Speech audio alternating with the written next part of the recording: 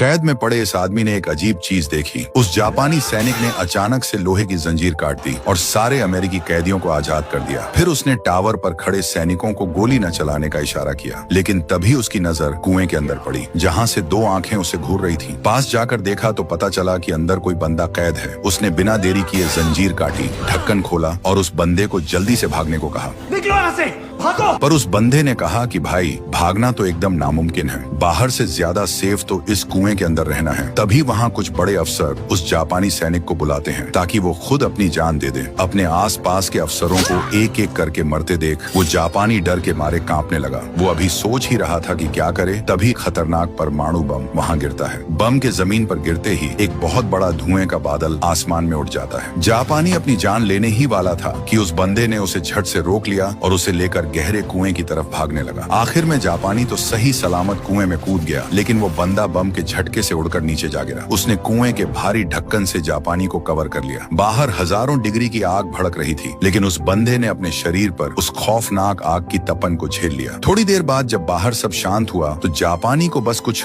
खरोंचें आई थीं, लेकिन वो बंदा बुरी तरह जलकर राख जैसा हो गया था और हवा में गोश्त जलने की बदबू आ रही थी। पर इसके बाद जो हुआ उसे देखकर जापानी के तो होश ही उड़ गए। वो जला हुआ बंदा देखते ही देखते बिल्कुल ठीक होने लगा और वो कोई और नहीं, अपना कभी न मरने वाला वुल्वरिन था। जापानी बुरी तरह डरकर भागने लगा, पर वुल्वरिन ने उसे रोक लिया। नहीं, बाहर जाना ठीक नहीं। इसके बाद वो दोनों लोहे की जंजीर पकड़कर उस गहरे कुएं से बाहर निकले और बाहर का नजारा देखा तो सब कुछ मलबे में बदल चुका था। देखते ही देखते कुछ साल बीत गए। वुल्वरिन अब घने जंगलों में एकदम अकेला जिंदगी बिता रहा था और एक भालू के साथ मजे से रह रहा था। एक रात जंगल में अचानक गोलियां चलने की आवाज गूंजी। वुल्वरिन भारी बारिश में बाहर देखने निकला तो उसने देखा कि जो भालू इतने सालों से उसका साथी था, किसी ने उसका बड़ी बेरहमी से शिकार कर दिया है। उसे जमीन पर तड़पते हुए देखकर वुल्वरिन ने अपने स्टील के पंजे निकाले और एक ही झटके में अपने इस पुराने दोस्त की जान निकालकर उसकी तकलीफ खत्म कर दी। इसके बाद वुल्वरिन उस शिकारी की गंध सूंघते हुए एक बार में पहुंच गया, जहां वो शिकारी अभी भी डींगे हाँक रहा था कि कैसे उस भालू ने उस पर हमला किया था। वुल्वरिन सीधा उसके पास गया, उसका हाथ उठाया और एक ही झटके में उसके हाथ के आर पार हथियार घोंप दिया और उसे अपना नाम बताया। इसके बाद वुल्वरिन ने शराब से उस शिकारी के घाव को साफ किया, जिससे वो दर्द के मारे बुरी तरह तड़प उठा। गुस्से में आकर उसने तुरंत शराब की एक बोतल उठाई और वुल्वरिन के सिर पर दे मारी। इस बात ने वुल्वरिन का पारा एकदम हाई कर दिया। वुल्वरिन उसे सबक सिखाने ही वाला था कि अचानक किसी ने उसे रोक लिया। एक लड़की ने कहा कि ऐसे टुच्चे कामों के लिए वुल्वरिन को अपने हाथ गंदे करने की कोई जरूरत नहीं है। फिर उसने एक जोरदार लात मारी और उस गुंडे को जमीन पर सुला दिया। ये सब देखकर एक और गुंडे ने अपनी पिस्तौल निकाल ली। जैसे ही उसने हाथ उठाया, उस लड़की ने उस पर हमला कर दिया और पलक झपकते ही उसकी खटिया